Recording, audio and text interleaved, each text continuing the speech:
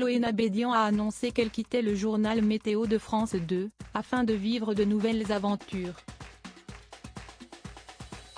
Pour ce choix mûrement réfléchi, elle a pu compter sur le soutien indéfectible de son mari Julien, à ses côtés depuis 14 ans. Des confidences inédites faites à Closer ce jeudi 29 décembre 2022.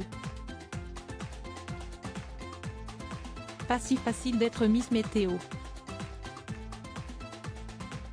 Il ne suffit pas d'avoir quelques connaissances météorologiques ou de savoir placer quelques noms de villes sur une carte.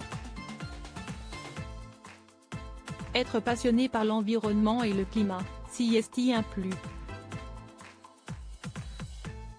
D'autres qualités sont aussi nécessaires pour présenter un bulletin météo digne de ce nom, être confiante face à la caméra, bien articulée, être pédagogue, et bien sûr, ne pas oublier de sourire. Certaines Miss Météo nous accompagnent au quotidien depuis des années. Elles deviennent alors un personnage de notre quotidien, et certaines y vont de leur signature, comme Evelyne Delia et ces mots qu'elle prononce avant chaque bulletin météo. Toutefois, parfois, rien ne se passe comme prévu. Il y a plusieurs années en arrière, Chloé Nabédian était victime d'un gros bug dans la météo de France 2. Un moment de solitude qui n'avait pas été coupé au montage.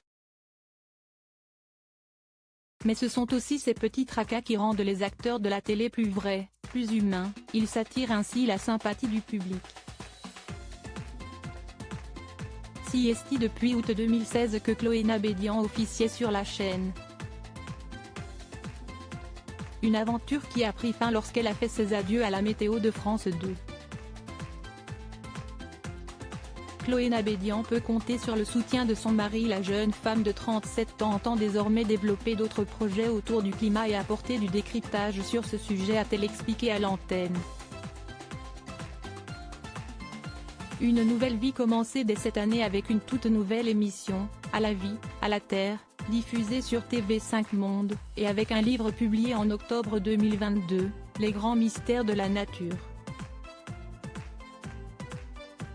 C'est auprès de nos confrères de Closer qu'elle s'est confiée pour la première fois sur le soutien inégalable que lui apporte son époux, Julien, dans cette nouvelle voie.